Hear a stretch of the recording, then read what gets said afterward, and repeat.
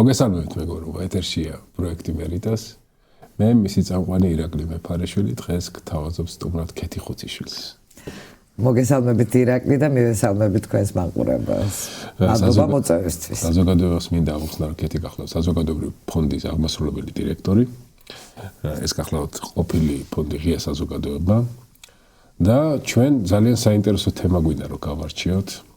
სამოქალაქო საზოგადოების ბედი აი ამ მიმდინარე მოვლენებში ამერიკის შეერთებული შტატების დახმარება, ანუ აი აქამდე კერძოდ რა პროექტებით, რა გრანტებით, რა წვლილი მიუძღვის ამერიკის შეერთებულ შტატებს სამოქალაქო საზოგადოების მშენებლობის პროცესში და ზოგადად ქართული სახელმწიფოს ინფრასტრუქტურის მშენებლობის პროცესში საზოგადოებას.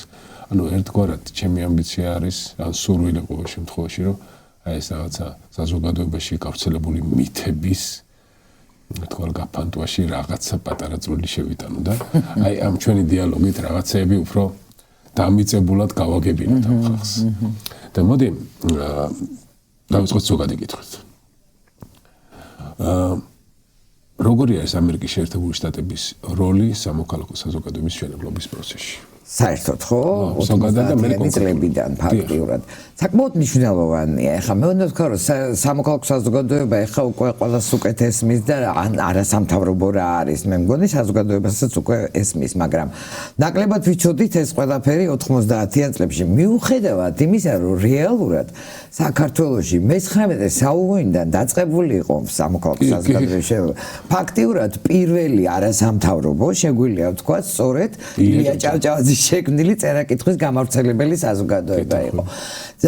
ამავე დროს შეიქმნა ბევრი სხვა საზოგადოება. ანუ ეს იყო ბუნებრივი პროცესი საქართველოსთვის. შემდგომში სხვა ერთხელ ვუყურებდით 18-დან 21 წლამდე. იგი რადგანაც მართლა ეს რაღაცნაირად გამჯდარი იყო საზოგადოებაში, თქვენ ვერ წარმოიდგენთ, რამდენი მცირე ორგანიზაცია შეიქმნა. ყველა ტიპის ესე იგი ინტერესთა ჯგუფები, ასოციაციები, იქნებოდა ეს მშრომელთა რაღაც ასოციაციები თუ მკერავ ქალთა თუ სხვა და ძალიან და სწორედ ეს თავისუფლების წლებში პირდაპირ ძალიან იხარა. რა თქმა უნდა მე 21 წლის შემდეგ და ოკუპაციის შემდეგ მიზანმიმართულადაც ხდებოდა მათი განადგურება, მიზანმიმართულად ხდებოდა ბევრი მათგანის დაჭერა და ნუ საერთოდ ეგ სივრცე მოისპო. ისე რომ თქვა 90-იანებში მე მახსოვს კარგად, სამწუხაროდ ბევრი რამე მახსოვს უკვე ჩვენი უახლესი ისტორიიდან. აი მოდოდა მეს მახსოვს. ხო და ძალიან ბუნებრივად დაიწყო პარტიები შექმნა პოლიტიკა. მე მახსოვს ყოველ მიტინგზე მივიდოდით და აცხადებდნენ ახალ პარტიას, ეროვნული დამოუკიდებლობის, ეროვნული თავისუფლების ასეც. და არასამთავრობო სექტორი ეს სწრაფად არ წარმოშობილა. თუმცა ხო როგორც ვამბობ, პრინციპში იყო ბუნებრივად, ასე ვთქვათ, გამჯდარი ქართულ საზოგადოებაში. ეს მეტნაკლებად მოხდა სწორედ დონორების დახმარებით. ეხლა მე თვითონ სხვა ერთ-ერთი პირველი ოფისი NDI-ის ამერიკელ მეგობრებთან ერთად გავხსენით. რა თქმა უნდა USAID-ის მხარდაჭერით, ფინანსურით და მაშინ მახსოვს რომ ჩვენ ვცდილობთ, უკვე იყო რამდენიმე პატარა ორგანიზაცია, ესეთი ინტელექტუალური უფრო აიგიანოდია, ეს იყო კვლევითი ცენტრი, იყო კიდევ რამდენიმე, მაგრამ ძალიან მცირეოდენობა. და ჩვენ მაგალითად ვცადეთ რომ არჩევნებზე დამკვირვებელი ორგანიზაცია NDI-დან რაღაცნაირად შეგვექმნა, მაგრამ უფრო ფასილიტირება გავაკეთეთ, ხელოვნურად კი არ შევქმნით, ფასილიტირება გავაკეთეთ ამისი და იმ დროს არსებული აი ამ მცირე ჯგუფებიდან ხალხი დაუპატიჟეთ საბჭოში. აი ეს არის ძალიან საინტერესო და ეხლავე უნდა მე მგონი ხაზი გაუსვა რომ როდესაც მოდის ამერიკული დახმარება განსაკუთრებით სამოქალაქო საზოგადოებაზე, განვითარებაზე, ეკონომიკაზე, ეს არ არის არავითარი დიქტატი. ეს არის სწორედ ადგილობრივი სიტუაციის ნახვა, ადგილობრივი იმ მომენტისთვის მნიშვნელოვანი ფიგურების ჩართვა, ანუ იმათი ვისაც ესმით, რა არის საჭიროება ამ სფეროში. და აი ასე მიდის ხოლმე პროცესი. ეს ორგანიზაცია, რომელიც მაშინ შეუქმნით, რომელიც ეხლა არის სრულად დამოუკიდებელი, ძლიერი, სამართლიანი არჩევნების საზოგადოება, ხო? დიახ. რა უხსნათ მაყურებლებს, აი ეს გადაცემაც ეძღვნება მაყურებლებისთვის რაღაცა ელემენტარული ჭეშმარიტებების ახსნას. გრანტი, ტრანში, სესხი. ამ სამცნებას შორის სხვაობა და ამერიკული დახმარებიდან რა იყო გრანტი, რა იყო ტრანში, რა იყო სესხი. ეხლა ზუსტად რიცხობრივად რა თქმა უნდა არ მახსოვს. ნუ კიდევ ერთხელ ვიტყვი, რომ აი ეს პირველი არასამთავრობო ერთ-ერთი პირველი იყო სხვა შეერთ ახალგაზრდა იურისტთა საზოგადოება და მათ დაეხმარა, ესე იგი ერთი მხრივ USAID-ის, მაშინ ჯერ კიდევ პატარა ოფისი იყო პირველ წლებში და მე დაეხმარა ასევე ჩვენი ფონდი ღია საზოგადოება საქართველოს. ისინიც იყვნენ აბსოლუტურად თვითონ მომართულები, მოტივირებულები და ჰქონდათ იდეები. ხოჭის დათო იყო უსუფაშვილი პირველი თავმჯდომარე. ძალიან ახალგაზრდა მაშინ. ხოდა დიდი განსხვავებაა რა თქმა უნდა, მით უმეტეს გრანტსა და სესხს შორის. ხო ტრანში ხა ჩვენ ტრანს ვეძახით ხოლმე ყოველ გადარიცხვას. ამიტომ მაგას საგანგებოდ არ მივაქცევ ყურადღებას. გრანტი ეს არის ნაჩუქარი ფული. მაგრამ გრანტში გარკვეული პირობები ოღონდ რა ტიპის პირობებია ჩადებული, რომ ნაჩუქარი ფული საზოგადოებრივი სიკეთისთვის უნდა გამოიყენო. ნაჩუქარი ფული არ უნდა გამოიყენო ეს გრანტი თავად. არ უნდა გამოიყენო შენი პირადი გამდიდრებისთვის, რაღაცა ჯგუფის მოგებისთვის. ამიტომ მაგალითად ისეთი შემთხვევა როა დღემდე გვაქვს ეს პრინციპი და სხვა გზა არა გვაქვს, როდესაც თქვათ ჩვენი დაფინანსებით წიგნს გამოსცემს ვინმე. ის რაოდენობა წიგნებისა, რომელიც თქვა გრანტის მეშვეობით დაიბეჭდა, უნდა უფასოდ დარიგდეს. შემდგომში თუ კი ავტორს უნდა რომ გააყიდოს, უნდა მოგომართოს ხელახლა, შევთანხმდეთ რომ ახალ გამოცემას გააკეთებს და გაყიდეს. ეს უკვე მისი ნება, მისი ინტელექტუალური საკუთრებაა და ასე შემდეგ, მაგრამ ეს მთავარი პრინციპი რომ ეს უნდა იყოს საზოგადოებრივი სიკეთისთვის, იქნება ეს განათლება, ინფორმირება, აქტივიზმი თუ სხვა რამ, ეს არის ერთ-ერთი აუცილებელი პრინციპი. და ამ პრინციპს, რა თქმა უნდა, ამერიკული დაფინანსება ძალიან თანმიმდევრულად ატარებდა. ეხლა როგორც ვამბობ, სხვა შორის პირველად როგორ შევხვდი, მე შემიძლია გავიხსენო, თვითონ ამერიკელებს უყვართ ხოლმე ხო რაღაც პირადი ემოციის გახსენება და 94 წელი იყო და პირველად მომიწია უცხოელებთან მუშაობა მთარგმნელად. ჯერ კარგი ინგლისურიც არ ვიცოდი, ახლა შემიძლია გამოვთხრე.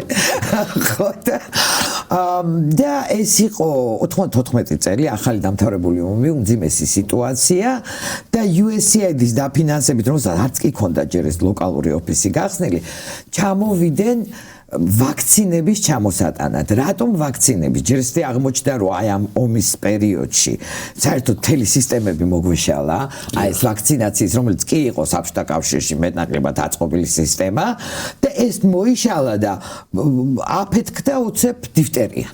მახსოვს. აი ეს დიფტერიის აფეთქება იყო და პირველივე რაც გააკეთა USAID.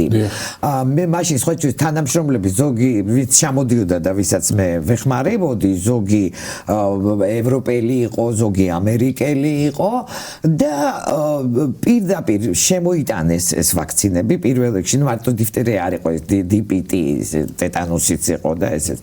და დაიწყეს დარიგება. მე მაშინ შემთხვევით საინტერესო იყო, იმიტომ რომ ცივი ჯაჭვი იყო ასაწყობი მთელ საქართველოში, რაც ნიშნავს, რომ ეს ვაქცინა როგორც ცივი შემოდიოდა, ასევე უნდა გასულიყო. ანუ იქ პატარა ყუთებიც ჰქონდა ამის გადასატანად, შემდეგ დიდი მაცივრები გვხდებოდა, ზოგან არ გვხდებოდა შუქი, იყო დიდი მაცივრები, საბჭოთა კავშირიდან მორჩენილი, მაგრამ არ გვხდებოდა შუქი.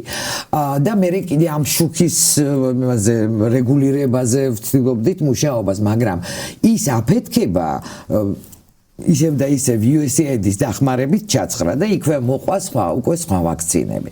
ეს იყო ერთ-ერთი პირველი პროექტი, რომელსაც მე პირადად შევხვდი და ნუ იყო სასიცოცხლო აუცილებლობის.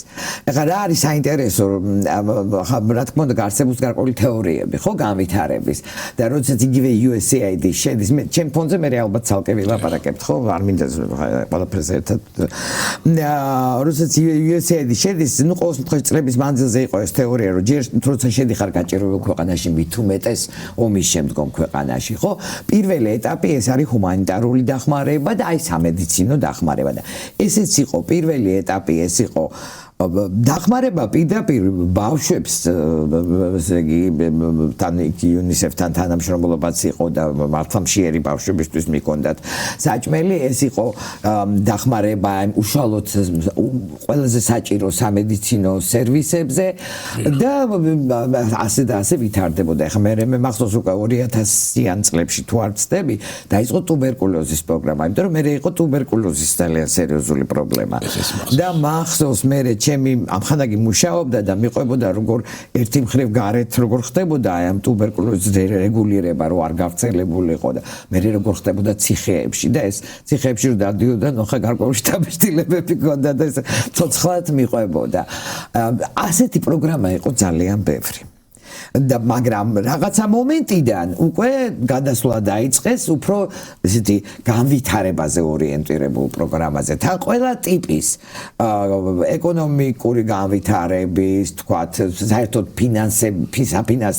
საფინანსო სისტემებში ჩართვის და ასე შემდეგ სრულიად განსხვავებული პროგრამები და პროექტები იყო, რა თქმა უნდა. აი ჩვენ საზოგადოებას რომელსაც აი ეს დემოკრატიული იდეალიზმი შეიძლება კარგად არ ესმის. დღემდე არ ესმის. მე მგონი უკვე ესმის. ხოზე ქუჩაში რომ გავდივარ, ისაც ესმის, ის საზოგადოება მობილიზებულია თავის უფლებების დასაცავად, მაგრამ არის მაინც რაღაცა საზოგადოების ნაწილში ეს პრობლემა. გაუგებარია რატომ მეხმარე. აჰა. რატომ მეხმარე. აი მე მქონია ესეთი დისკუსიები რომელიც მქონია ეს სოროს რაღაცა უნდა და იდეების მოპარვა უნდა და ხო არ ვიცი ხა იდეების მოპარვა ამას მეუბნებოდი ბილიცა რომ აი კავლენები მოიპოვოს საზოგადოების დობა მოიპოვოს არა ეგ არ დაიჯერო ანუ გამომდინარე ალბათ საბჭოთა პრაქტიკიდან რომელიც რა თქმა უნდა არაფერს სასიკეთოს არ აკეთებს თუ 100-ჯერ მეტი არ მიიღო და ეს ჭეშმარიტება ცხოვრებისეული ჭეშმარიტება საზოგადოება რო იცის თავის ტყავზე უბრალოდ ამ გადასახედიდან წარმოუდგენელია რას ნიშნავს რა ვიცი დემოკრატიული იდეალიზმი ან დემოკრატიული მშვიდობა და უშუალოდ აი მშვიდობის ინვესტიცია სახელმწიფოში რომ იგივე სახელმწიფო განიარაღდეს შუა საუკუნეობრივი ცივილურისგან. აი ეს კარგია რომ ახსენეთ ეს იდეალიზმი, იმიტომ რომ პრინციპში ამერიკაში მუდმივად არის ეს ორი ცოტა არ იყოს დაპირისპირებული პოზიცია. ერთი აი როგორც ამბობენ უილსონის იდეალიზმი და მეორე იზოლაციონიზმი. და ის საინტერესოა, ამიტომ არის რომ ამერიკული დახმარების პროგრამები ყველაზე უფრო განვითარებული და აწყობილია, რა თქმა უნდა, ევროკავშირმაც ძალიან ბევრი ბოლო წლებში, მაგრამ ეს იყო ერთ-ერთი მთავარი. აი ეს უილსონის იდეალიზმი, რომელიც მოგეხსენებათ პირველი მე-20 საუკუნის დასაწყისში იყო და პირველ მსოფლიო ომს მოესწრო, სწორედ თავდებოდა მსოფლიო ომი წარადგინა თავისი უფრო დოქტრინას კი არ ეძახია, რაღაც პრინციპები, ეს ცნობილი 14 პრინციპი. და აი სწორედ ამ პრინციპებში იყო ის რომ მშვიდობის უზრუნველყოფა და დემოკრატიის უზრუნველყოფა ამერიკის გარეთ ეს არის მნიშვნელოვანი ამერიკისთვისაც და მთელი მსოფლიოსთვის. ხა მათ ნახეს პირველი მსოფლიო ომი, რომელიც საოცრად დამანგრეველი იყო. ჩვენ უფრო მეორეზე ვლაპარაკობთ, მაგრამ პირველი იყო რაოდენობრივადაც რაღაც წარმოუდგენელი ტრაგიკული შედეგები ჰქონდა. და ის სწორედ მანდ იყო, სადაც უილსონმა წარადგინა ეს თავისი ხედვა, ну რა თქმა უნდა სხვა თეორეტიკოსები გარშემო ყავდა, მაგრამ მისი სახელით არის ცნობილი, რომ თავად ამერიკისთვისაც ძალიან მნიშვნელოვანია ის რომ მაქსიმალურად უზრუნველყოს მსოფლიოში მშვიდობა აიცილოს შემდგომი ეს საოცარი ომები და ასევე უზრუნველყოს დემოკრატია, იმიტომ რომ უკეთესი პრინციპი ქვეყნების განვითარების არ არსებობს. ძალიან სხვა ბევრი საინტერესო მომენტიც ჰქონდა თვითგამორკვევა ერების და ამავე დროს ერთი ქვეყნის მიერ მეორესადმე აგრესიის არ დაშვება. და ამიტომ ეს ძირითადი პრინციპები მაშინვე ჩამოყალიბდა. მაგრამ ამის პარალელურად არსებობდა ხოლმე აი ეს იზოლაციონიზმის ტენდენციაც და საჭირო საინტერესო რა არის რომ ერთალიგა ხო ფაქტობრივად უილსონის იდეით და ინიციატივით შეიქმნა ძალიან მალე ამერიკა გამოვიდა ერთალიგიდან იმიტომ რომ კონგრესი აღმოჩნდა იმ პერიოდში იზოლაციონისტური. ისე რომ ეს ორი ტენდენცია ყოველთვის არსებობს ამერიკაში. ძირითადად ძლავრობს ხოლმე ეს იდეალიზმი, სრული იდეალიზმი არ არის, რა თქმა უნდა. გარკვეული რეალიზმი და პრაქტიკული მიდგომაც აქვს და ალბათ ამაზეც ვილაპარაკებთ, იმიტომ რომ რეალურად ეს რბილი ძალაც არის ამერიკის. რბილი ძალა, იმიტომ რომ ის შემოდის, გეხმარება იმაში რომ გახდე უფრო თავისუფალი, დემოკრატიული და ეკონომიკურად განვითარებული, ხო? მას აწყობს რომ ესეთი ქვეყანა იყოს, მე ასე იყო ყოველ შემთხვევაში. მე 20 საუკუნის დასასრულს და მე 21 საუკუნის დასაწყისში, ხო. და გარდა ამისა, რა თქმა უნდა, მისი რბილი ძალა, ესეთი გავლენა ზოგადი ფართოვდება და ეს არ არის ცუდი. დიახ, ასე არის ლიდერის ლეგიტიმურობის კონსტრუქციას, რომ მე იმიტომ გაღიარებ შენ ლიდერად და იმიტომ არის ყველა მოგებული ამერიკის შეერთებული შტატების ლიდერობით, რომ ის გვიზიარებს. ხო. და რომ გვიზიარებს. და არ გართმევს ტერიტორიას განსხვავებით რუსეთისგან, არ გიხოცავს ხალხს, გვიზიარებს ტექნოლოგიებს, გვიზიარებს ცოდნას, გვიზიარებს ფულს, რესურსებს და აქედან გამომდინარე ასეთი ლიდერი ჩვენ გვაწყობს. ანუ მთელი კონსტრუქცია აი ასე მუშაობს. შენ თუ კი ანუ სამართლებრივი დემოკრატიის ენით უკვე მეტყველებ, შენ უკვე მეტყველებ მისთვის გასაგები ენით და აქედან გამომდინარე განიარაღებული ხარ ისეთი იდეებისგან, რომ მოდი წავართვათ მეზობას. რა ვიცი, ტერიტორია წავართვათ. ეს ხო გადახრები ხდება ხოლმე თვითონ ამერიკასაც ევროპაში ომი აღარ აქვს ხომ ეს ხო ცხადია, ეს ხო ცხადია. ეხლა თვითონ ევროკავშირის ჩამოყალიბებასაც გაძლიერებასაც და ეკონომიკურ სიმტკიცეს, რა თქმა უნდა, ამერიკამ სერიოზულად ხელი შეწყო. მე უნდა გვაიწყება, რომ უკვე მეორე მსოფლიო ომის შემდეგ, როცა ჯესტი ახალი საერთაშორისო სტრუქტურები შეიქმნა, იგივე გაერო, დაიწერა ადამიანის უფლებათა კონვენციები და შემდეგ იყო კიდე ძალიან დიდი დახმარება, რომელიც ამერიკამ გასწია მარშალის გეგმის სახით, ხო? ეს იყო სწორედ ევროპის დახმარება, ძალიან მიზანმიმართული დახმარება როგორც საფრანგეთის, ასევე გერმანიის, ასევე სხვა ქვეყნების, ანუ დამარცხებულისაც და მეტნაკლებად გამორჩებულისაც და ინგლისისაც, რა თქმა უნდა. ხო და ეს რეალურად ახლა აქედან რო უყურებთ, პრინციპში ამ დიდმა ტრაგიკულმა მსოფლიო ომებმა გამოიღო ეს შედეგი, როდესაც იგივე ამერიკა და იგივე სხვა ქვეყნები ხვდებიან, რომ შენთვის ძალიან მნიშვნელოვანია როგორც ქვეყნისთვის, როგორც რაღაც მოქალაქეთა ერთობისთვის, სწორედ გარშემო არსებული ქვეყნების უკეთყოფნა იმისთვის, რომ არ მოხდეს ძალიან დიდი შეტაკებები. ხა გაეროს ერთ-ერთი მიზანი ისიც იყო, რომ მომავალში საერთოდ ომები აეცილებინა, რა თქმა უნდა, ახლა ასე ვერ ამართლებს ხოლმე ეს იდეალიზმი, მაგრამ ძალიან მნიშვნელოვანი იყო სწორედ აქაც ამერიკის ლიდერობა იმ მხრივ, რომ არა თუ ხელი არ შეუშალა ევროკავშირის ეს სტრუქტურად შემოყალიბებას, არამედ ხელით შეუწყო. ეხლა ამ ფილოსოფიურ ნაწილის ერთგვარ კრიზისზე ჩვენ აუცილებლად დავბრუნდებით დისკუსიის ბოლოს, იმიტომ რომ ახლა მიმდინარე პრობლემებსაც უნდა შევეხოთ. მაგრამ მოდი ჩვენი დისკუსია თანმიმდევრულად გავაგრძელოთ, ანუ იმ დახმარებების პაკეტებით და იმ პროექტებით, რომელიც სამოქალაქო საზოგადოების შენებლობისთვის გასწია ამერიკის შეერთებულ შტატებმა. ანუ ფონდი ღია საზოგადოება საქართველოს. მისი პროექტები, მისი წვლილი და აი დაახლოებით ეს რა დახმარება იყო, ძირითადად მიზნები, ამოცანები რა იყო და დაახლოებით რა მასშტაბზეა დახმარება ისო. ეხლა იცით რა, ჩვენი დახმარება, რა თქმა უნდა, USAID-ის და სხვა იგივე ევროკავშირის დახმარებასთან შედარებაც შეუძლებელია. ჩვენ ეს ამერიკის დახმარებას არც ვეძახით, იმიტომ რომ ეს იყო კერძო ფონდი, არა, ესე იგი თვითონ ჯორჯ სოროსის შექმნილი, რომელიც ქმნიდა ფონდებს არსებდა სხვადასხვა ქვეყანაში. აქვე უნდა ახსენო ისიც, რომ სწორედ ადგილობრივი კონტექსტის გათვალისწინებით, სწორედ ადგილობრივი თქვათ ინტელექტუალების განსაკუთრებით თავიდან ესე მოწვევით და ამა თუ იმ თემის შერჩევით ადგილობრივი საჭიროებიდან გამომდინარე. ხა ჩვენ ხო გეუბნებით სხვა ამ დიდ დონორებთან შედარებით პრინციპში მცირე ბიუჯეტი გვაქვს, ბევრს კი გვაბრალებენ, მაგრამ მცირე ბიუჯეტი არა თუ ბევრს გაბრალებენ. ყველაფერს გვაბრალებენ. თქვენ ახლა გამოგიწვიეთ მასონური ლოჟიდან. ხო, ისიც არიციან, რომ ქალები მასონურ ლოჟებში არ არიან, საერთოდ. თქვენ კი იცით. ხო და დაახლოებით იყო ხოლმე აი 4 მილიონამდე, ხან ცოტა მეტი, ხან ცოტა ნაკლები, ჩვენი წლიური ბიუჯეტი. იყო მომენტები, როცა იზრდებოდა თქვა დამატებითი რაღაცა დიდი პროექტები თუ გვემატებოდა და ეხლა რომ დავთვალეთ უკვე 30 წელია, სხვა წელს 30 წელია უკვე, 100-ზე მეტი მილიონი დაიხარჯა.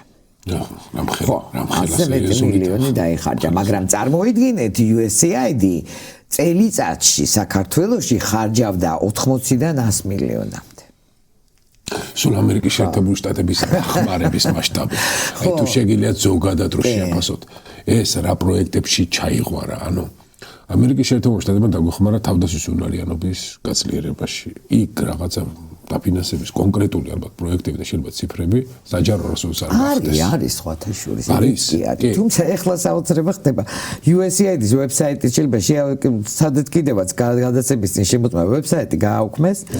იმას ვერ იპოვი, მაგრამ რაღაცების ნახვა მაინც შეიძლება.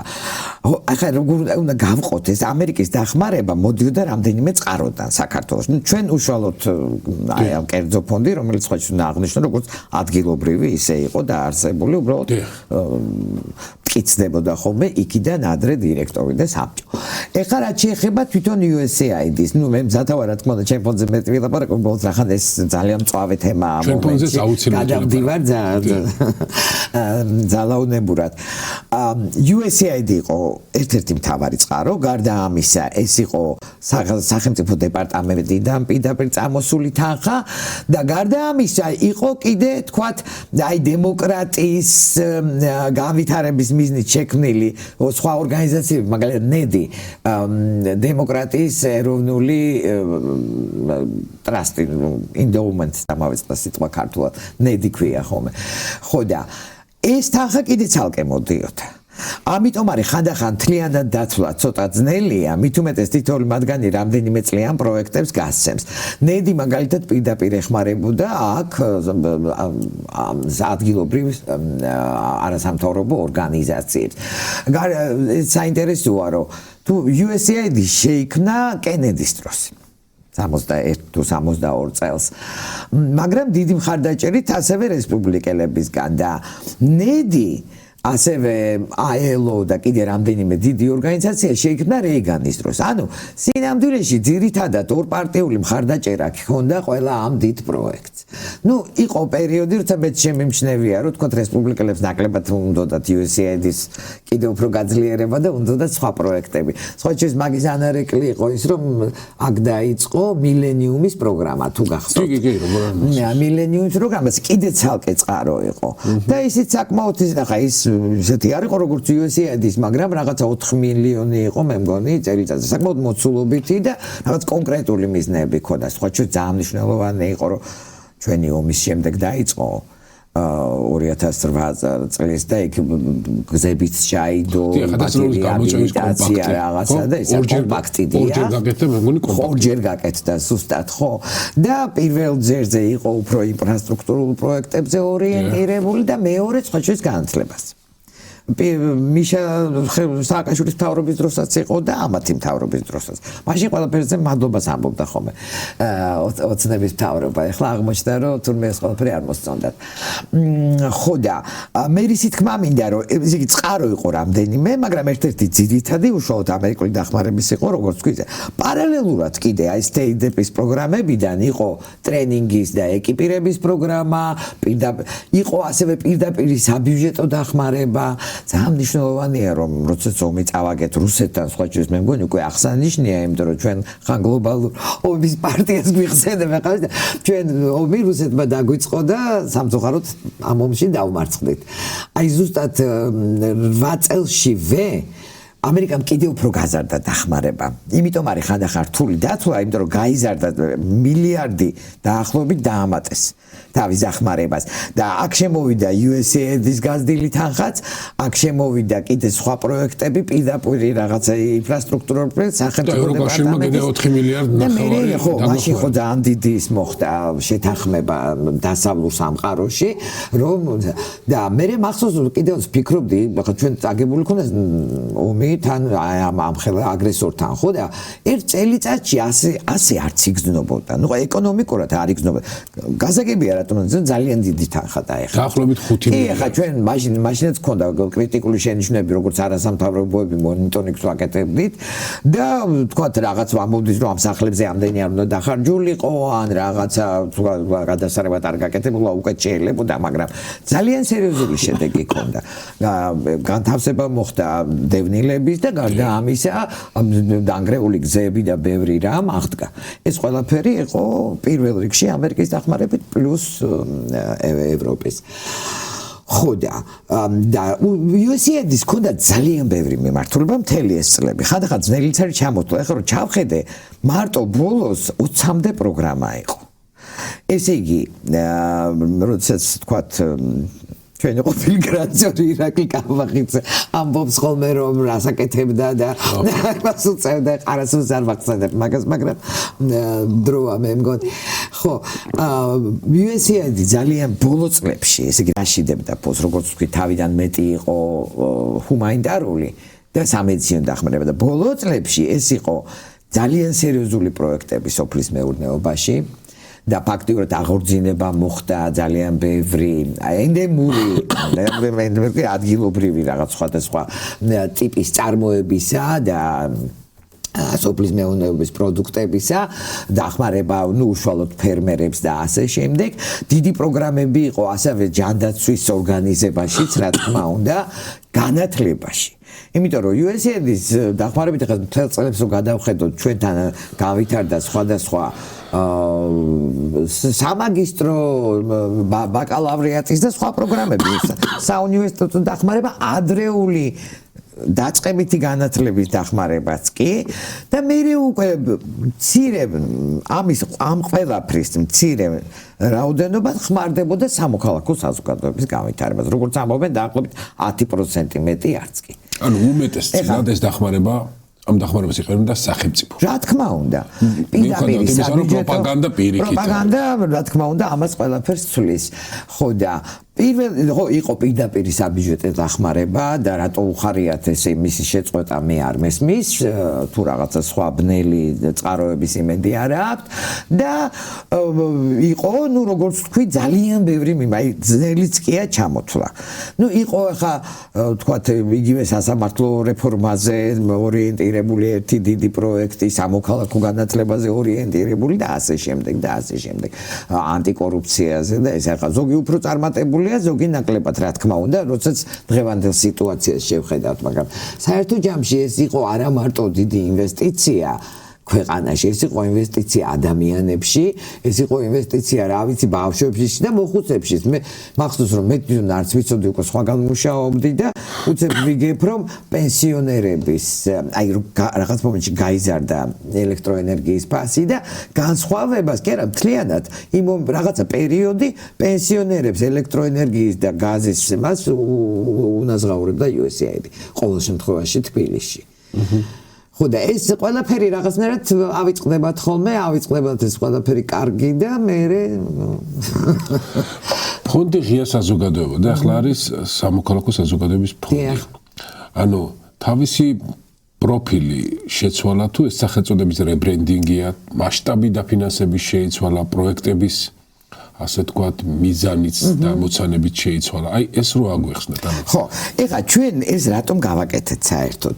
ტრანსფორმაცია დაიწყო ჩვენს იქაურ ოფისში. ეხლა ჩვენ კი ვიყავით როგორც ადგილობრივი ფონდი დაფუძნებული, მაგრამ ისეთი სერიოზული კავშირები გქონდა, როგორც თქვი, დირექტორს და საბჭოს წევრებს მაინც ამტკიცებდა დამფუძნებელი ამ შემთხვევაში ღია საზოგადოების ინსტიტუტი ნიუ-იორკიდან, თუმცა ადგილზე მუშავდებოდა სტრატეგია, ადგილზე წყვეტით პრობლემებს და ამ სტრატეგიის მიხედვით ყოველწლიურად რაღაცა ტიპის ბიუჯეტს გვიმტკიცებდნენ. ჩხუბებიც მქონია ხოლმე, რომ ეს რაში გჭირდება, ეს არ არის ისეთ მნიშვნელოვანი, როგორ არ არის მნიშვნელოვანი, რაც ვცადეთ.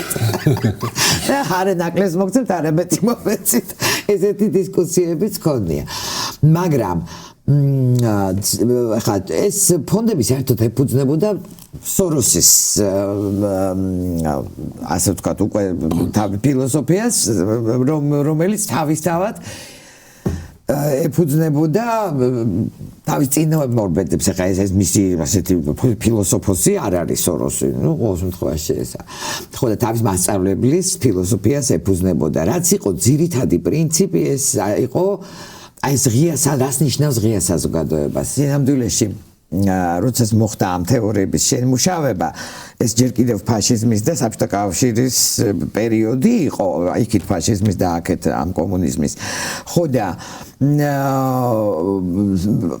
დაპირისპირების პრინციპით ეს ჩაკეტილი და ღია საზოგადოება. რა არის ჩაკეტილი საზოგადოება? საზოგადოება, სადაც იდეოლოგიას თავს ახვევენ ყველა, საწოს ყველა ემორჩილებოდეს, რა ქვია, სახელმწიფოს მმართველებს, სადაც არ არსებობს განსხვავებული აზრი, ყოველ შემთხვევაში არ მიეცალმებიან და ასე შემდეგ. და ღია საზოგადოება შეიძლება ითქვას, რომ ამის საპირისპირო, იქ სადაც ინდივიდუუმის უფლებებს პატივცემენ, მის აზრი განსხვავებულას პატივცემენ და სადაც თითოეულ მოქალაქეს შეუძლია ამაზე. აი ეს იყო ძირითადი პრინციპი.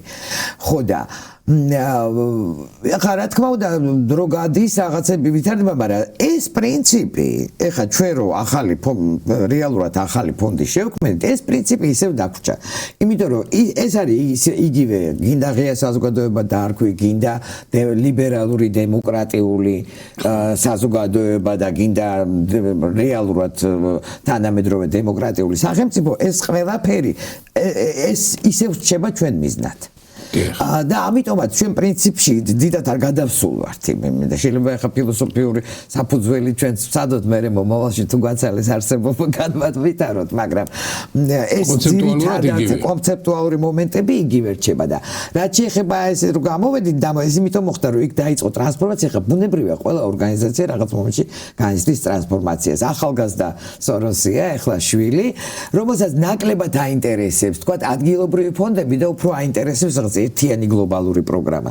მე მართალი გითხრათ ეს თუ დავინახე, მე თვითონ გადავწყვიტე რომ მოდით ჩვენ გავალთ, გავხდებით დამოუკიდებელი და ნუ თქვა პირველი 3 წელი დახმარებას დაგვრდენ და მე უკვე ჩვენით მოგვიწევს მოპოვება ამ დახმარების. ანუ ეს მომავალში ესეთი პერსპექტივა გვაქვს რომ შეიძლება ჩვენ დაწყებულიც გვაქვს პრინციპში ევროკავშირის გრანტები გვაქვს, იმიტომ რომ ემთხვევა რა თქმა უნდა ჩვენი ღირებულებებიც და ეს ხედვაც ასევე ევროკავშირის პროგრამები, ცალკეული ევროპული ქვეყნების ძალიან ბევრი არა, მაგრამ ნუ თუ გაგრძელდა სამოქალაქო საზოგადოების ესეთი ენერგიული არსებობა საქართველოში კიდე გვექნება. ახლა გასაგებია. ესე რომ მიზეზი უფრო ეს იყო, როცა ეს ტრანსფორმაცია დაიწყო, ჩვენ გადავწყვეტეთ გამოსვლა.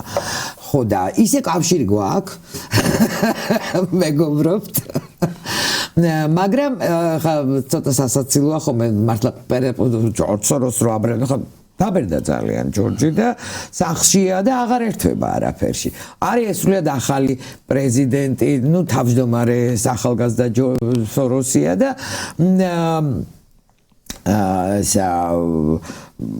რაღაც ისინი სხვაზე ფიქრობენ, ისინი ეს ძიების პროცესში არიან, რომ ხო იცით ძალიან ბევრი ახლა ლაპარაკი სწორედ ამ განვითარების პროგრამებში და ჩვენ ორგანიზაციებში აი ცვლილების თეორია.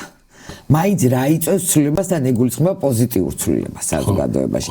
მე მაინც ცვლი ხა მე რადგან დიდი ხანია ამ სფეროში ვმუშაობ, ნუ იყო გარკვეული პრიმიტიული წარმოდგენები და მეც მჯეროდა უფრო ამ ცოტა უფრო პრიმიტიული წარმოდგენებისა, იგივე როდესაც ეს USAID-ის პროექტები იწყებოდა აქ ან მე ვმუშაობდი სხვადასხვა ორგანიზაციაში, რომ შემოდიან, გეხმარებიან, მე ყველაფერი ხდება მდგრადი, ყველაფერი ხდება თავად განვითარებადი და ასე ეგონათ ეკონომიკა ეკონომიკაზეც, რომ ეს თავისუფალი ეკონომიკა თავიდან მივცეთ გარკვეული ბუსტი და მერე განვითარდება, ადამიანის უფლებებს თავიდან რომ დიდ მნიშვნელობას მივანიჭებთ, თავისით განვითარდება.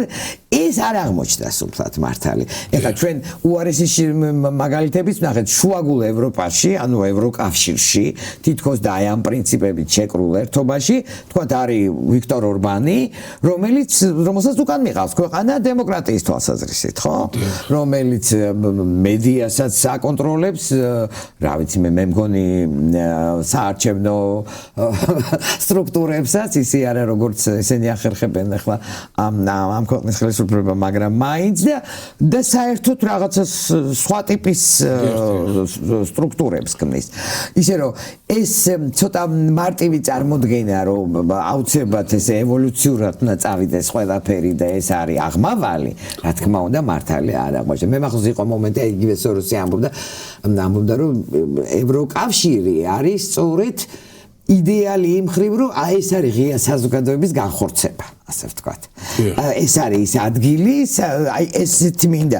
ამიტომ მოხდა, ხო, საინტერესო იყო ის ქვეყნების ფონდები, სადაც ის ქვეყნები, სადაც იყო ფონდი და მე შევიდნენ ევროკავშირში, იქ ეს ფონდები დახურეს. თქვენს რომ უკვე ამათ მიაღწიეს რაღაცა ყველაზე სასურველ ეტაპს, ეხლა თვითონ მიხედავენ თავს და ასეთი ფონდი უკვე საჭირო აღარ არის. ისე რომ ჩარევას კი არ ცდილობდა, უბრალოდ ცდილობდა რომ რაღაცნაირად ხელი შეეწყო.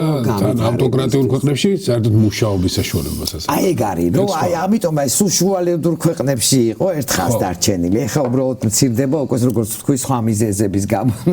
ჩემ უკრაინელ კოლეგას ვეუბნები ხოლმე, რომ ჩვენთან არის ყველაზე დიდ ხაზს მეთქი თქვენთან და ჩვენთან. იმიტომ რომ საშუაში ვარ და არც უთლად ავტოკრატიად. უბრალოდ ავტოკრატია მაგრამ ნუ დიქტატურა არა, თორე რუსეთში რა თქმა უნდა დაიხურა და თქვა აზერბაიჯანშიც დაიხურა და ასე შემდეგ. აი ამ ჩვენ ახლოს ავართ ეხა აი ეს მინდა თქვა ახლა დიქტატორებზე და ავტორიტარებზე არ ვლაპარაკდით. აი ის რაც დღეს ხდება, აი ეს ამერიკული დახმარების უჩეთ გაჩერება, გაყინვა თუ კიდე რა იქნება, არ ვიცით, ყველაზე მეტად ვისახარებს, ყველაზე მეტად ახარებს ამ სოფლიოს ავტორიტარებს. შესაბამისად ახარებს ამ ოცნების ხელისუფლებასაც, რომელსაც არ უნდა არც განსხვავებული აზრის მოსმენა, არც კრიტიკის მოსმენა, არც გარედან თქვათ იგივე პოტენციური კორუფციის მონიტორინგი თუ სხვა რა. და ამიტომ სოფლიოს ავტორიტარები არიან ახლა გახარებულები და ძალიან შეშფოთებულია ბევრი აი განვითარებადი ქვეყანა, იცით ახლა არჩიმილე არ თქვა ეს რომ უცებ რომ გააჩერეს, ნუ სამწუხაროდ ტრამპის გადაწყვეტილებით. თქვა ჩვენთან ძალიან მნიშვნელოვანი და კარგი პროექტები გაჩერდა, იქნებოდა ეს განათლებაში თუ სოფლის მეურნეობაში როგორც თქვი და სხვა, მაგრამ ზოგ ქვეყანაში მოშიმშილე ბავშვებთან რო საჭმელი მიდიოდა, ის გააჩერეს შუა გზაზე. იმიტომ რომ უკვე აღარ მოხდებოდა დაფინანსება თქვა ტრანსპორტირების. ნუ ხა ეს ასევე თქვა შიცის დაავადებულ ადამიანთა ჯგუფებთან მიდიოდა წამალი და ის წამალი გაჩერდა. ან ვეღარ გავიდა. ისე იგი ეს ნიშნავს რომ პრინციპში უკვე ძალიან დიდი ზიანია. ისე იგი ერთი მხრივ არის ზიანი იმ ბენეფიციარებისთვის საოცარი. USAID აფინანსებს აი C-ჰეპატიტის C-ჰეპატიტის გაჩერს ჩვენ დავიწყეთ ჩვენმა ფონდმა. მახსოვს რომ ვიწყებდით კიდევაც გეუბნებოდნენ რომ ეს რასულელური იდეებია, ძალიან ძვირია და როგორ შეძლებს სახელმწიფო მაგის დაფინანსებას. სწორედ C-ჰეპატიტში მე მგონი USAID ჩართული არ იყო. მე იქ საინტერესოდ მოხდა იქ ერთ-ერთი კომპანია დაინტერესდა უკვე, როდესაც ჩვენ ეს მოთხოვნები დავაყენეთ, აქ ადვოკატირების მთელი კამპანია იყო და თავიდან გვეჩხუბებოდნენ რომ რა არის.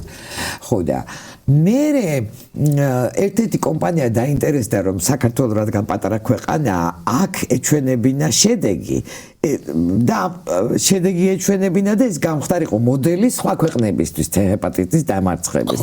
ამიტომ შემოვიდა უფასოდ. და ეს მე ერთ-ერთი მომენტი არის ის მართლა ამაყი ვარ. არ იყო ჩვენი მთავარი საქმიანობა, მაგრამ აი ამაში ვიყავით ჩართულები, რომ ძალიან ბევრი ადამიანი მორჩა. აი ხა USAID-ი როგორც თქვი ტუბერკულოზის ძალიან სერიოზული ის მოახდინა ბევრი სხვა დაავადების. ასევე COVID-ი რო დაიწყო, უმეტესად ხომ ვაქცინები ისევ იქიდან შემოვიდა.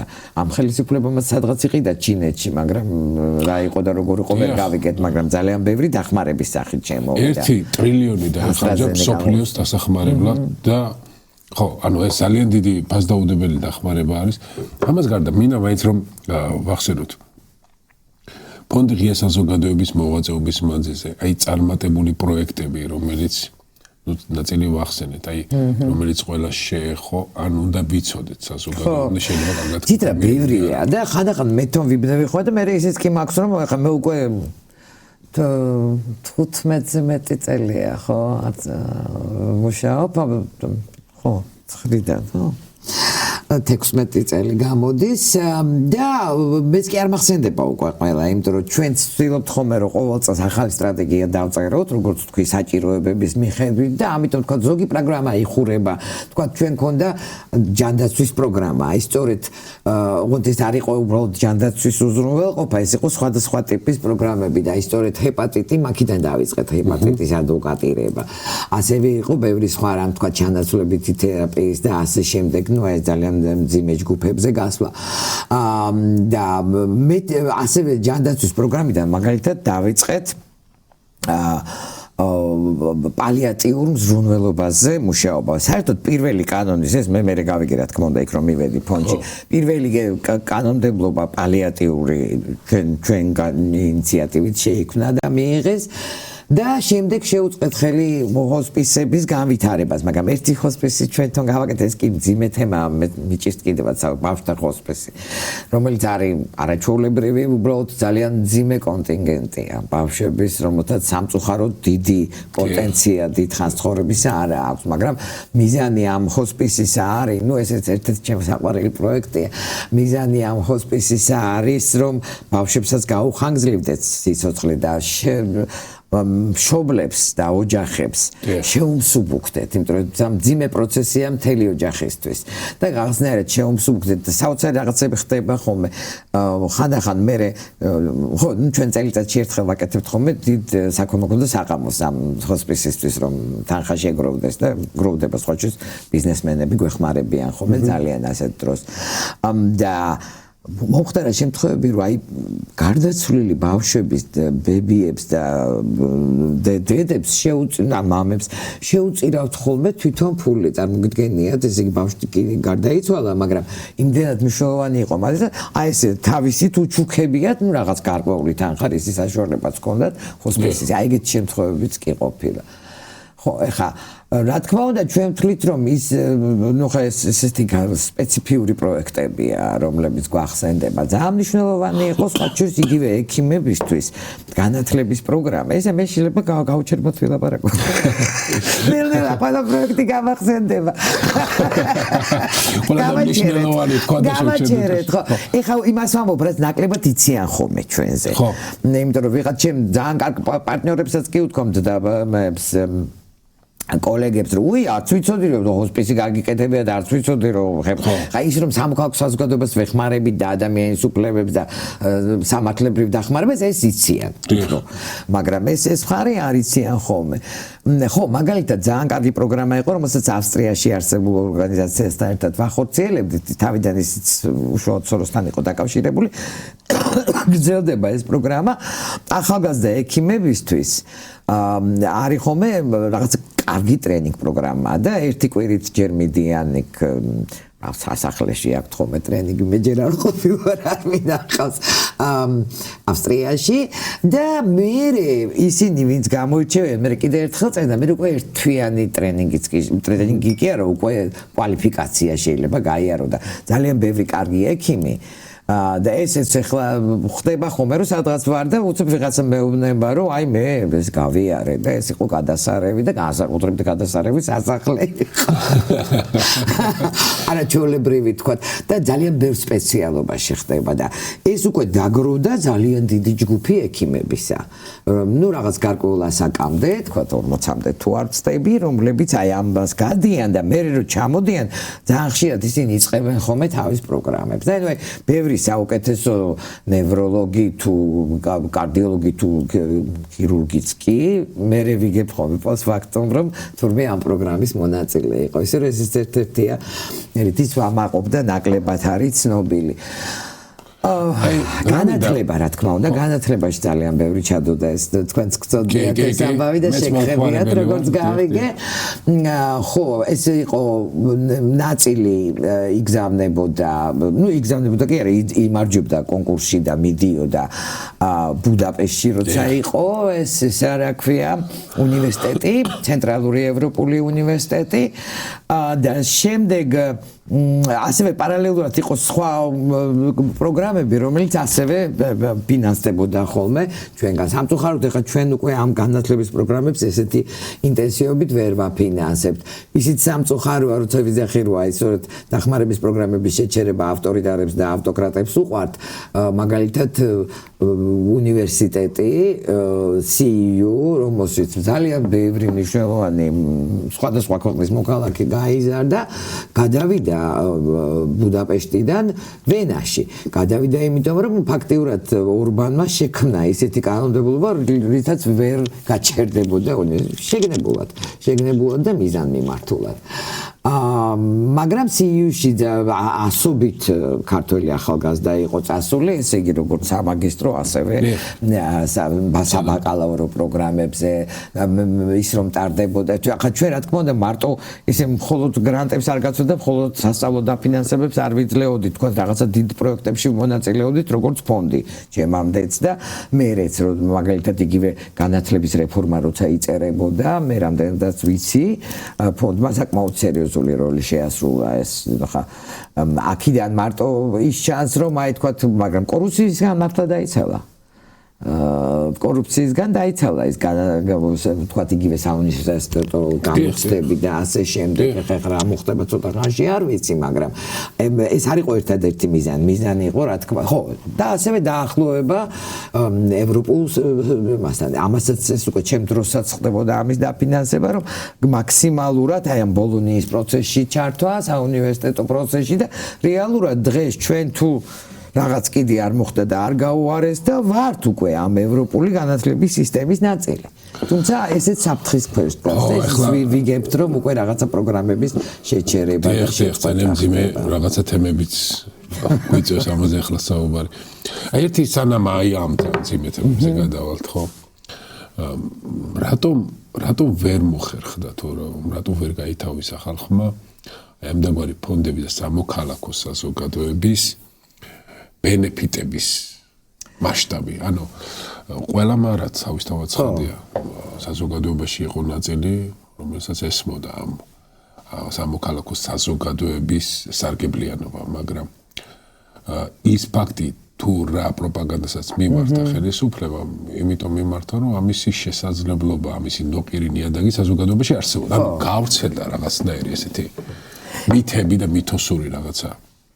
თელი კონსტრუქციები, რომელიც ზოგიერთი პოდვითი იყო, ახლა წეგანაც ხო გამიხუმრეთ ჩვენ, მაგრამ ეს სულაც არ იყო სახუმარო თემა, სოროსის ფონდი, რა ვიცი მე, მასონები და იქ ასე. ხო, ეს ამ ხელისუფლებას არ მოუგონია, ეს დიდი ხანია ტრია. ალბათ, არ ვიცი, შეიძლება რაღაცით კოორდინირებული იყო უცხო ქვეყნების მესამსახურებით, მაგრამ მე არც იმას არ გამოვიწყარ, რომ მსგავსი რაღაცა პოეტურ მითოსული რაღაცა ბოდვები აქაც კი წარმოიშოს, იმიტომ რომ ჩვენ გვაქვს ესეთი წარსული, რაღაცა მითოსების წარმოშობა შეგვიძლია რაღაც სისულელე. ხო, ეხლა როგორ არის ისიც ეს ადამიანები საერთოდ ამ კონსპირაციის თეორიებს ადვილად აყვებიან ხოლმე. მით უმეტეს მე თვლი შეიძლება რეტროგრადად გამოჩნდე, მაგრამ ამ სოციალური ქსელების სამყაროში სწორედ აი ამ უფრო კონსპირაციების და იმისი ამპლიფიკაცია და გაძლიერება ხდება ვიდრე რაციონალური აზროვნების. ეს ჩვენ თვალწინახეთ ახლა ამერიკაში QAnon-ის თეორიის გაჩნდა ხო კონსპირაცია და რეიპს არ ამბობდნენ და დღემდე არის ხალხი მეგონი მაგათ ნაწილი კონგრესშიც კი მოხდა. ხო და ის სულ ეს იყო და როგორც ჩანს ხო აშკარად ეხა საერთოდ ისედაც ეხა ჩვენ ხო ვხედავთ რომ ულტრამემარჯვენეების გაძლიერებას ევროპაშიც კი რაც იმედია ეხა არ იქნება მზარდი პროცესი მე ვთვლი რომ ნუ არა მარტო ამან მაგრამ რაღაც გარკვეულმა უმაყვა ძალიან შეუწყო ხელი კონსპირაციის თეორიების გაძლიერებას საერთოდ დაპირისპირების და ულტრამემარჯვენე იდეებიდან ყველაფერი დანარჩენის წარმოუდგენლად უარყოფას და ხო და ხა ეს რომ მასონები და სამყაროს დაღუპვა გინდათ და ნუ ანტიქართული და ასე შემდეგ ნუ ეს ადრეც გაგვიგია მაგრამ მაშინ ეს იყო უფრო პერიფერიისგან ასე ვთქვათ რაღაც მარგინალური ჯგუფებისგან და ეხლა ამას აკეთებს დღევანდელი ხელისუფლება ეხლა მინდა გითხრათ რომ საერთოდ ხო და რაც შეეხება სოროსი რაღაც განსაკუთრებულ იმას იწოდა ყოველთვის ეგ უნდა თქვა კაცო წიგნებსაც წერდნენ ხოლმე ხო და ამერიკაშიც არის ეგ განწყობა ხო და საინტერესოა რომ ეხლა ბოლო არჩევნები რო ქონდა თქვა ორბანს გააკეთა კარიკატურები ნუ გააკეთა მისმა საარჩევნო შტაბმა კარიკატურები სადაც სოროსი ათამაშებდა როგორც თოჯინებს ოპოზიციას ну ესეც ვაკეთებ რაღაცა მსგავს ხო და რაც თორე ამერიკ შეადარეს და აღმოჩნდა რომ თითქმის ანალოგი ფაშისტური კარიკატურებისა რომელსაც ებრაელებზე აკეთებდნენ 30-იან წლებში ისე რომ ეს ამას დიდი ისტორია აქვს დიდი ისტორია ეს არ არის უბრალო რაღაცა ხო ხა მე როცა ვიწყებდი მუშაობას ვიცოდი არის ამაში დიდი ხანია ლაბრაკდ მახსოვს პირველად ვიღაცა შევხვდი ნაცნობს ახალი დაწყებული ხო რაღაც კონკურსში გავიმარჯვე და ხო და მეუბნე რომ სად მუშაობთ მოთხრის სოროსის ფონდში დავიწყე მეთქი და რას არის ამ კაცის სამზების ხელფასის კარმა ხო და მე ჩვენ კერძოსაუბარში მე მომწონდა სწორედ ის იდეები და ადამიანი ძალიან მომწონს ნუ ეხლა უკვე რთულია მაგასთან კაიხანი აღარ მიურთიერთია მაგრამ მართლა საინტერესო ადამიანი რომელიც არა აქვს პასუხები დიახ ხო მე მგონი რომ ლაპარაკობდი პოპერი არ ვახსენე პოპერი იყო სოროსის მასწავლებელი და პოპერის თეორიებს დაეყრდნო ეგ და განავითარა ხო და აი პოპერს ესეც ხონდა და სოროსმა ეგ თემაც განავითარა ძალიან რომ ადამიანს მცდარობა ახასიათებს და ის სწორედ როდესაც პრეტენზია გაქვს იმაზე რომ შენ არ ცდები და შენ აბსოლუტურ ცოდნას ფლობ აი მაშინ იწყება დიქტატურა რაც იყო ჩვენ ნახეთ საბჭოთა კავშირში, უნდა ყოფილიყო ერთი პარტია, ერთი აზრი, ასე შემდეგ და რა ცდელობებიც გაჩნდა ახლა. ხო გადაუხვიე კითხავს. არა, ზუსტად რომ ის არის. მე ხო გითხარით აი კერძო საუბარში წეღა სანამ დავიწყებდი გადაცემას, მაინც მინდა მაყურებლებს რომ უთხრათ 2004 წელი იყო რომ მაგისტრატურაზე სწავლობდი თქვენთან და მთელი ერთი სემესტრი ესე ჩავივლიდით მარინა არჩვაძე გამსახურდი ის პროტესტის ფონზე და ჩემი ჯგუფელებს მიაძახებდნენ სოროსის ბიჭი მოდის. სოროსის გოგო მოდის და სულ იმას ნეტა მართლა ბიჭი ვიყო და მართლა გოგო რა კარგად ვიცხოვრებდი. ხა ეგეთი რაღაცები. ეს მახსოვს მე მაშინ ევრაზიის ფონდში მუშაობდი და ერთხელ მივედი რაღაცა შეხვედრაზე და მე მანქანით რო წამოვედით რაღაცებს გვიძახდნენ მწვანეები დაგივართ. ეხლა ნუ სამწუხაროდ უნდა ვთქვა მე არ მინდა არავის შეურაცხყოფა მივაყენო მაგრამ მე როცა ვარკვევდი მაგ ამბავს როგორ მოხდა რომ სწორედ მაგ ეზოში იდგნენ იმ პერიოდში იგორ გიორგაძის ნუ ცნობილი კგბ-ს თანამშრომლის თუ გენერლის ფონდი იყო საქართველოში გახსნილი. და როგორც აღმოჩნდა ისინი აფინანსებდნენ, იმიტომ რომ ზუსტად დააკვირდნენ ჩემი თანამშრომლები, რომ დაიკეტა ეს ფონდი, ნუ მაშინ ნაციონალების ხელისუფლებამ დაკეტა და სწორიც ქნა, იმიტომ რომ პირდაპირ რუსული ფული იყო თან დაუფარავად, დაიკეტა თუ არა მეორე დღეს აღარ მისულა. და ნუ როგორც ჩანს სამწუხაროდ დაქირავებული ხალხი იყო, ხო და მაგრამ მე შევარდაცისთან იდგნენ. რა ვიცი რატო და ერთხელ მახსოვს ადამიანური ურთიერთობების სხვა დეტყობა ჩემ თანამშრომლებს ნუ მე იქ არ ვიყავ შედიოდნენ გადიოდნენ ნუ ძალიანურად ადამიანური ურთიერთობები ჰქონდათ და მივედით ერთხელ ინგლისის საელჩოში და იქ იყო შევარდნაძის სახლი და იქ იდგნენ და ჩემი მძღოლი თქვენი მოგვარი და მივიდა იქ და მე რომ ელწვებოდი ეს იყო ძალიან კმაყოფილი რომ შევხვდიო იმ ხალხო ისე მოვიკითხეთ ერთმანეთიო როგორ ახართ რა შვებდო ეხა აქ მუშაობთ ანუ უკვე პირადი ნაცნობობაც ხო ეხლა კი ცოტა დრამატული თემი ანუ ისე დრამატული დროა რომ ძალიან დრამატიზებაც აღარ მინდა მაგრამ ახლა ამ დრამატულ თემას ვერ გავაქცევთ ეს არის ეგრეთ წოდებული რუსული კანონი და ამ ფონზე უკვე სამოქალაქო საზოგადოების პერსპექტივა როგორია აი ამ რუსულმა კანონმა კერძოდ რა საფრთხეები შეუქმნა სამოქალაქო საზოგადოების დაფინანსების თვალსაზრისით თქვენ ფონდს რა პრობლემები შეექმნა არის თუ არა ახლა ამ მოცემულ მომენტში რაღაცა იმპულსები ხელისუფლებიდან ზეწოლის ან რაღაცა ამდაგვარი ეხლა ზეწოლის რაღაც საშინელი რიტორიკის ეს ყველაფერი არის და გრძელდება უკვე 2 წელზე მეტია. რეალურად ეხლა ჩვენ ხო გვახსოვს როცა ვაფასებდი როდის წავიდნენ ესენი მართლა ავტორიტარიზმისკენ და როდის წავიდნენ რუსეთთან კიდევ უფრო მეტი დაახლოებისკენ ეს იყო ომის დასაწყისი ხო?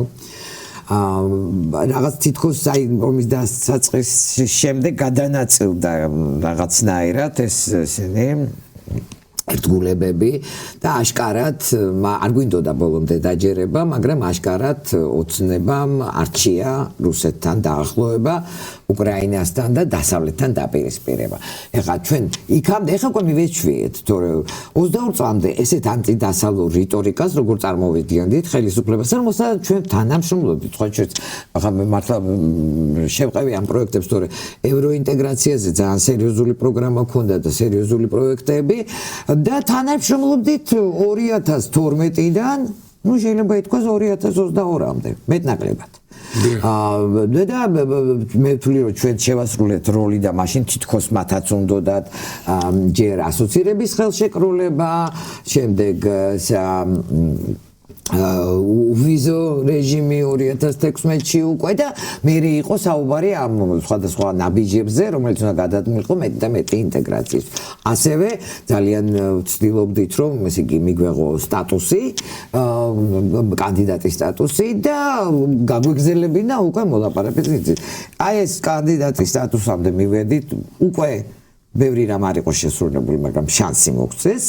ევროპელებმა მოგცეს ეს სტატუსი, მაგრამ უკვე დადგა ახალი პირობები, რომელზეც თავიდან დავიწყეთ მუშაობა ამ პირობების შესრულების მონიტორინგზე, მაგრამ არა თუ არ ასრულებენ ყველაფერს საწინააღმდეგო სპეციალურად. და მნიშვნელოვანი ის არის, ზუსტად კანდიდატი ქვეყანა რო გავხდით, იმის ნაცვლად რომ აი მეტნაკლებად გაწერილს, ხო რატო გაარის შემთხვევა წლების მანძილზე ჩვენ ვთხოვდით ევროკავშირს, ხო? წევრობას და ინტეგრაციას.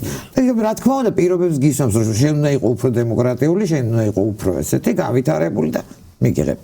როგორც აი მოლდოვას ეს მედეთ. ხო და პირიქით მოხდა, მაშინვე შემოიტანეს პირველი ვერსია რუსული კანონისა. სწორედ 2023-ში, ესე იგი მაშინ როცა მაინც იმედი ქონდა, რომ დაიწყებოდა ამ აღებული, ესე იგი ფაქტიურად ვალდებულებების, ხო 12 ნაბიჯი იყო თავიდან გაწერილი, აი ამ 12 ნაბიჯის შესრულება, ამის ნაცვლად უცებ შემოიტანეს ეს კანონი რომელიც ევროპამ არაერთხელ დაიწუნა. დაიწუნა როგორ? ისე იგი რუსეთში 2012-ში შეტანილ კანონზე სამწუხაროდ ძალიან დიდი ხნის შემდეგ 2022-ში მიიღო ევროპის ადამიანის უფლებათა სასამართლომ გადაწყვეტილება და ისე არასამთავრობოებრივ შეტანილი ჰქონდათ აღარ იყვნენ იმ მომენტისთვის, ну 10 წლის შემდეგ ხო ძნელა მუშაობს. და ევროკავშირის სასამართლომ, ევროსასამართლომ უშუალოდ უფრო სწრაფად იმუშავა, როცა ორბანის წინააღმდეგ შეიტანეს, ორბანმა მიიღო ძალიან მსგავსი კანონი და ევროსასამართლო ფაქტობრივად უკან გადმოუგდო ეს კანონი. ანუ ეს საერთო ევროპული განწყობა, რომ ეს კანონი არ არის მიმართული, თქვათ, რაიმის გაუმჯობესებისკენ, არამედ მიმართულია უშუალოდ არასამთავრობოების წინააღმდეგ, უფრო ფართოდ სამოქალაქო საზოგადოების წინააღმდეგ და კიდევ უფრო ფართოდ დემოკრატიის წინააღმდეგ. ეს არის რეალურად და ამას უკვე ყველა ხედავს ხელისუფლების გამტკიცების და კანონიერ თუ უკანონო გზებით ხელისუფლების შემომტკიცების მეთოდი. ეხლა, რაც შეეხება ამ ახალს ესე იგი, აქამდე იყო პირწავარნილი რუსული კანონი, ესე მეძახდით რუსული კანონი პირველი, მე მინდა შევახსოვდე მაყურებელს, რომ მაშინ გამოვიდნენ და დაგვირდნენ, რომ ჩვენ ამ კანონს აღარ შემოვიტანთ 2023-ში. შემოიტანა იმავე ადამიანმა, როგორც ამბობენ, ხა მე ზუსტად არ ვიცი, მაგრამ შემოატანინეს, დააძალეს, რომელიც დედას იფიცებდა, რომ აღარ შემოვიტანო. გამთინარეთზე. ხოდა აგასაგვირი ხოდა და ხილახლა დაიწყეს ვითომ არაფერი შეცვლილი არ იყო ისეთივე ბოროტი გაზრახულებით არის ეს კანონი. კანონში ბოროტი რა არის ზუსტად რო აუხსნათ საზოგადოებას? ხო, ესე იგი, ორგანიზაციებს, რომლებიც არიან ადგილობრივები, ავალებს, რომ დარეგისტრირდეს როგორც აგენტი. ხან აგენტს იძახდნენ, მე ამბობდნენ, არა, აგენტს კი არ დაგიძახებთ, რაღაცა ინტერესების გამტარებელი, ეხლა უკვე ისედაც აგენტებს გვიძახიან. ანუ ინკრიმინაცია. ვითომ ხარ სხვა ქვეყნის ინტერესების წარმომადგენელი და რაღაცა სხვა ტიპის რეჟიმით უნდა იმუშაო, ყველაფერი უნდა შეატყობინო, შეუთანხმო და ასე შემდეგ, ძალიან ბევრი რა. რეალურად ეს იყო გასანადგურებელი. მიზანი რუსეთშიც იყო განადგურება. არა მარტო არასამთავრობო სექტორის დამოუკიდებელი მედიის, ყველანაირი ინტერესთა ჯგუფების, ახალგაზრდული მოძრაობების და ასე კიდევაც მოხდა. მაგრამ საინტერესო ისაა, რომ რუსეთში დიდხანს გაიწელა, მაინც მიუხედავად იმისა, რომ ახლა უკვე კლასიკური ეს არის რა ქვია, დიქტატორული ქვეყანა, 10 წელი გაიწელა. და ჩვენ აქ კანონი შემოიტანეს უკვე 24-ში. ისიც კი იყო შესული, რაც რუსეთში 10 წლის ბოლოს შეიტანეს. ანუ რეალური მიზანი ეს იყო განადგურება რა, თავისუფალი პირდაპირ ვთქვათ, თავისუფალი სივრცის განადგურება და დემოკრატიის იმ ჩანასახების მოსპობას, რომელიც არსებობს. ეხლა მორიგი ეშმაკობა, ასე ვთქვათ, ტრიუკი წამოიწყეს. და ამბობენ, რომ აი ზუსტად თარგმნეთ ფარა. მაგრამ კიდევ ერთხელ არის ჯერ ერთი, ორი ძალიან საინტერესო მომენტია. ზუსტად ეხლა აპირებენ, რომ ფარა ამთლიანად გააუქმონ, ან რაღაცა მნიშვნელოვანი დებულებები შეწოვონ. და ამათი თამაში რო აეხა ზუსტად შემომაქ ამერიკული კანონი უკვე სიცრუე. მეორე ისაა, რომ ფარა არ ეხება თქვა ჩვენ ტიპის ორგანიზაციას, არც ჩვენ, არც ახალგაზრდა იურისტებს, არც საერთაშორისო გამჭირვეობას. აქ ლაპარაკია ოფიციალურად ის როგორ არის მაგალითად ინდოეთის ტურიზმის განვითარების ასოციაცია. ის იმიტომ აქვს იმას ოფისი ამერიკაში, რომ დაალობიროს, ანუ ეს ლობისტებს ეხებათ. დაალობიროს ბევრი ამერიკელის წასვლა ინდოეთში ტურისტად, ხო? ის არის ოფიციალური ლობისტი და ის რეგისტრირდება როგორც ესე უცხოეთის გავლენის აგენტი. ან თქვა რა ვიცი მე ინგლისის მფრინავთა ასოციაცია, რომელსაც ინტერესი აქვს რომ ინგლისში ავიაცია განავითაროს და იქ რეგისტრირდება. არავითარი კავშირი ამ ტიპის NGO და განსაკუთრებით ადამიანის უფლებებზე მომუშავე NGO-ებთან, კულტურაზე მომუშავე NGO-ებთან და ასე შემდეგ არ აქვს. ასე რომ აქ ორი სიცრუეა ჩადებული უკვე. და ეხა ძალიან სასაცილოა განმარტებითი ბარეთში წავიკითხე რა წერია განმარტებით ბარეთში პირდაპირ წერია აი ესეთი პატიოსნება მათგან არ მინახავს დიდი ხანია პირდაპირ წერია რომ ეს კანონი იმიტომ გახდა საჭირო რომ წინა კანონი არ შეასრულეს სამთავროებმა და ჯერ კიდევ არსებობენ აი ესეთი რაღაცა სიტყვით მე მგონი ვერ მომბ რა ეს არის თან ეს წერია განმარტებით ბარაჯი ანუ დააშავეთ რა ეხლა უკვე მიზანი არის მოსპობა იმედია არ გამოვათ გასაგებია.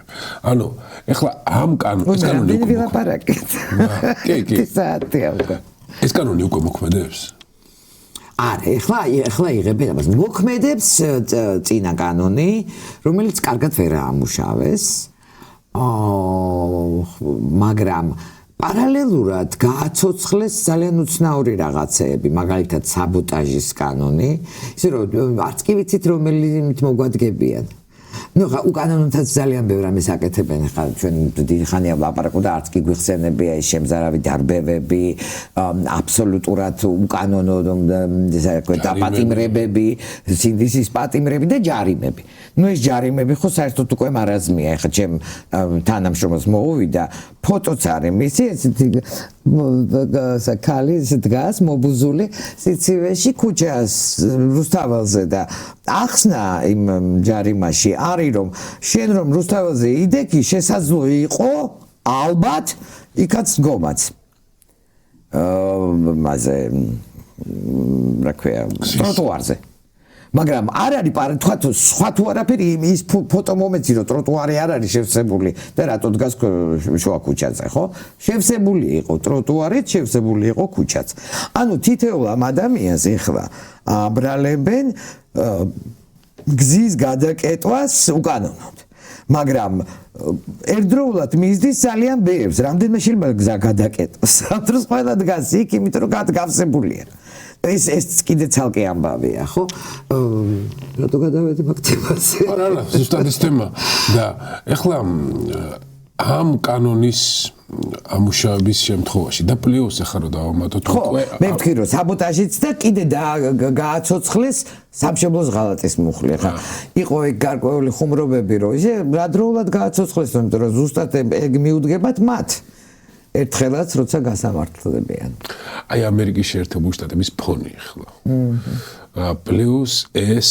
კანონი რომელიც გარკვეულწილად რაღაცა უკვე დამოკნეს מחვილივით არის ხო ფონი კი ისეთი ფონი ცუდია ფონი კი ძალიან ცუდია თან ცოტა უფრო მეტიც ხდება ვიდრე რაღაცა ცვლილებები თქვათ ადმინისტრაციაში ან თქვათ იგივე USAID-ის ნუ მე ვიტყოდი ძალიან ისე არაჰუმანურად დაკეტვა ერთ დღეში მოუვიდათ წერილები მარგინალური მიზეზების მოვიდა წერილები სამი თვით გაიყინო და მე მოვიდა დამთავრდა თქვენი სამსახურიო და ეს ადამიანები როგორც თქვით ზოგან ტამალია მისატანი ზოგან დახმარება მისაწოდებელი ზოგან სხვა ტიპის საქმეა გასაკეთებელი ეს ძალიან ძიმე რამ იყო და დამძიმე იყო როგორც ჩაერია მასკი ამ ყველაფერში ხა მასკი შეიძლება გენიოსია ტექნოლოგიებში, მაგრამ წარმოდგენა არ აქვს არც დახმარებაზე, არც სოფლიოს განვითარებაზე, არც არაფერზე. ის იდეალიზმი არის. იდეალიზმი ხო გამორიცხულია, მაგრამ არ არის მარტო ეს, არის ის რომ საერთოდ იცვლება და ეხლა ჩვენ შეიძლება მოწმე ვიყოთ აი იმ სოფლიო წესრიგის პრინციპული ცვლილების, რომელიც ჩამოყალიბდა მეორე მსოფლიო ომის შემდეგ, რომელიც ავად თუ კარგად რაღაცა იმას ინარჩუნებდა ბალანსს ხომ სოფლიოში. კი, აი ამის ფონზე იყო ეს აგრესიული ომებიც და ისიც, მაგრამ რაღაცა და იყო რაღაც გარკვეული წესრიგი. ნახა მე მახსოვს ჯერ კიდევ თქოს ივან კრასევმა ბულგარელმა ინტელექტუალმა დაწერა მრავალი წლის წინ რომ პუტინის მიზანი თქვა მარტო საქართველოში შეჭრა ან მარტო უკრაინის ნაწილის დაკავება არ არის პუტინის მიზანი არის მსოფლიო წესრიგის შეცვლა. აი იმ წესრიგის შეცვლა, რომელიც ჩამოყალიბდა და მეტნაკლებად გაამართლა მეორე მსოფლიო ომის შემდეგ. სამწუხაროდ დღეს ამერიკის ახალი ხელისუფლებაც პირდაპირ არის მოწინავე იმავე მითი მიდის. ხა მე მესმის რომ ბევრი რამე ძველდება, მართლა არის ახალი ტიპის სტრუქტურები, საჭირო ახალი ტიპის მართლობა ალბათ. მაგრამ ასე ერთ დღეში ამ არსებული წესრიგის მოწყობა და რაღაცა სრულად ახალში გადავარდნა და რას ხედავენ ძნელია. არ ვიცი თქვენ ნახეთ თუ არა, ეხა ბევრს კი ძალიან ქაოტურად ეჩვენება, თქვა ტრამპის საქმიანობა, ან მასკის საქმიანობა და შემდეგ. მაგრამ ბევრი რამ გაწერილია ეგრეთ წოდებულ Project 25, პროექტი 25. ეს საიდუმლო და მასონური დოკუმენტი არ არის. დოკუმენტია, რომელზეც იმუშავეს პოლიტიკის დოკუმენტი, რასაც ქვია ხოლმე, იმუშავეს პოლიტიკის ინსტიტუტები, think tank-ებს რო ვეძახით, Heritage Foundation და სხვა ორგანიზაცია და ასევე თეორიები, მე მგონი თვითონ ტრამპის პარტიის ხალხმა. ძალიან სერიოზული დოკუმენტია, მე მთლიანად საკითხო ვერც მოახერხე, იმიტომ რომ ძალიან დიდია. არის რაღაცა მოკლე ვერსიებიც. იქ ბევრი რამ არის გაწერილი. რა უნდა გააკეთოს ამ ადმინისტრაციამ, როდის და როგორ. ხა არჩევნებამდე დემოკრატების ხოშის გამოქვეყნებული იყო უკვე. თავარი პრინციპები რა არის, შეიძლება. აი, ისე იგი ერთი რომ სწორედ აი ამ ლიდერობის რაღაცნაირად ჩახსნა. აი უფრო იზოლაციონიზმისკენ როგორ უნდა დაპატარავდეს მთავრობა ეხლა თქვა სადღაც იგულისხმება უბრალოდ წერე კიდევ მგონი USAID-ის შემცირება უბრალოდ არ ეწერა რომ ეს გაკეთდეს ერთ დღეში პრინციპული შემცირება მთავრობის ხარჯების გადასვლა უფრო ეს და საერთოდ რაღაცნაირი ცვლილება აი ტრანსაქციულ პრინციპებზე გადასვლა მართლა ამ საერთაშორისო ურთიერთობებში. ყველაზე ნაკლებად იქ საერთაშორისო ურთიერთობებია გაწერილი. ნუ არ ვიცი შეიძლება კიდე სხვა დოკუმენტია.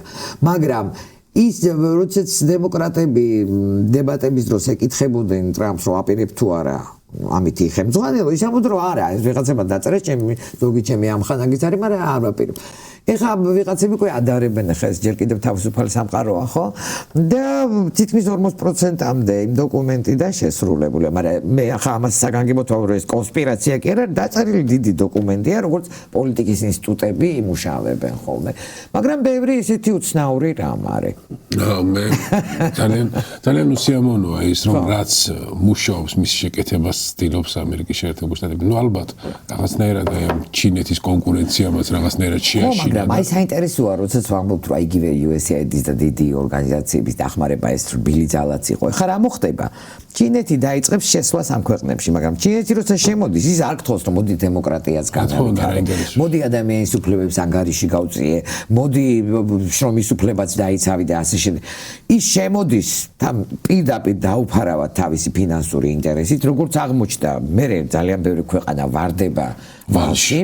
აფრიკის ქვეყნებია ჩავარდნილი უკვე სერიოზულ ვალში და აგრე მონტენეგროს ვალის დაფარვაც სჭირდებოდა ევროკავშირს, ხო?